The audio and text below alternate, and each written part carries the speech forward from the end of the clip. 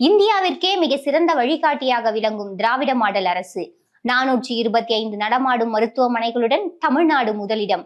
ஒன்றிய அரசின் தேசிய சுகாதார குழும மேலாண்மை தகவல். முதலமைச்சரின் பெருமிதங்கள். புதுமை பெண் திட்டத்தை போலவே மாணவர்களின் கல்வி சுமையை குறைத்து உயர்கல்வி சேர்க்கையை அதிகரிப்பதை நோக்கமாக கொண்டு 2024 ஆகஸ்ட் 9 தமிழ் புதல்வன் திட்டம் தொடங்கப்பட்டது. வறுமை காரணமாக உயர்கல்வி தடைபடக்கூடாது என்ற இலக்கோடு செயல்படும் இத்திட்டம் தமிழ்நாட்டின் கல்வி புரட்சியில் முக்கிய மைல்கல்லாக இருக்கிறது. சாபம் விட்டு நாசமாக்கி விடுவேன் வீடு புகுந்து பெண்ணிடம் 1 லட்சம் ரூபாய் கேட்ட சாமியார்கள். இப்படியும் ஒரு முதலமைச்சர். பைத்தியக்கார சாமி கொடுக்கும் எலுமிச்சைதான் பாஜக கூட்டணி வேட்பாளரை உறுதி செய்யுமாம்.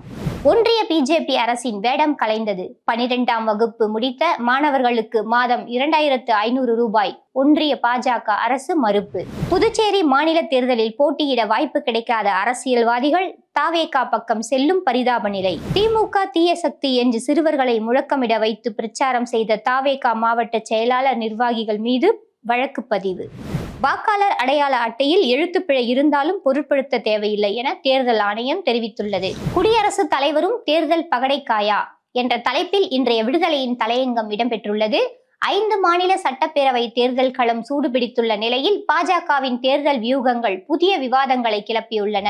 பன்னாட்டு அரசியல் சூழல் மற்றும் உள்நாட்டு பொருளாதார மாற்றங்களுக்கு மத்தியில் சாமானிய மக்களின் குடும்ப பட்ஜெட்டில் மற்றும் ஒரு இடியாக வங்கி சேவைகளுக்கான கட்டண உயர்வு அறிவிக்கப்பட்டுள்ளது.